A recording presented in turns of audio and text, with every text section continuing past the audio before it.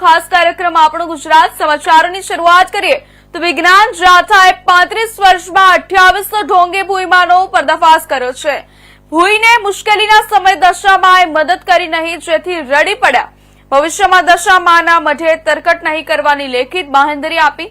ભૂઈ સીતાબા ગણપતસિંહ ગોહિલ પુત્ર ડ્રાઈવર સતીશસિંહે કબૂલનામામાં સહી કરી આપી।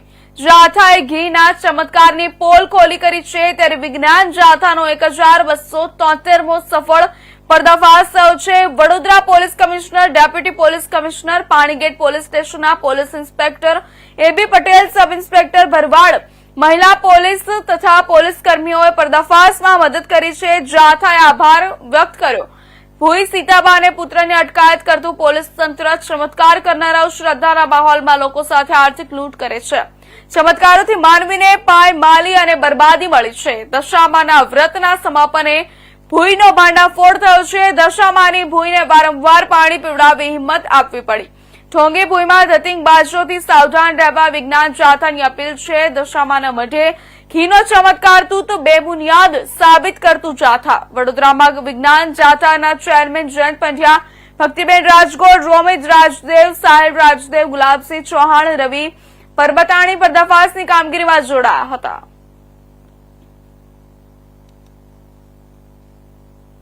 વાઘોડિયા રોડ ઉપર દશામાના મઢમાં સાંઢણીની આંખમાંથી અવિરત ઘી નીકળવાની ઘટનાની જાત માહિતી વિજ્ઞાન જાથાની ટીમ અને પાણીગેટ પોલીસ સ્ટેશનના પોલીસ કર્મીઓ સાથે લેતા આ સમગ્ર મામલો છે બેબુનિયાદ તૂત સાબિત થયો છે।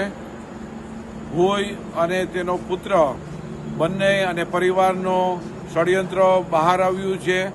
આર્થિક લૂંટનું કારસ્તાન બહાર આવ્યું છે।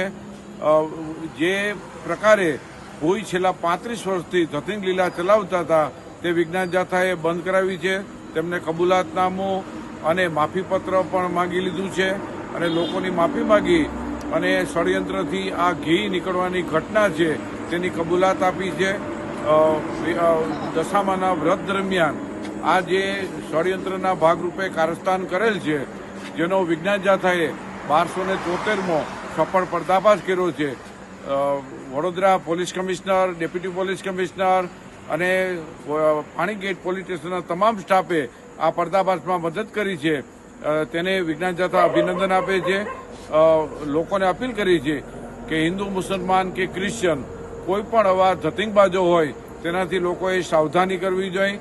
આવા કોઈ ચમત્કારોથી માનવીને બરબાદી અને પાયમાલી મળી છે, તો આપણે હવે સાવધાન થઈ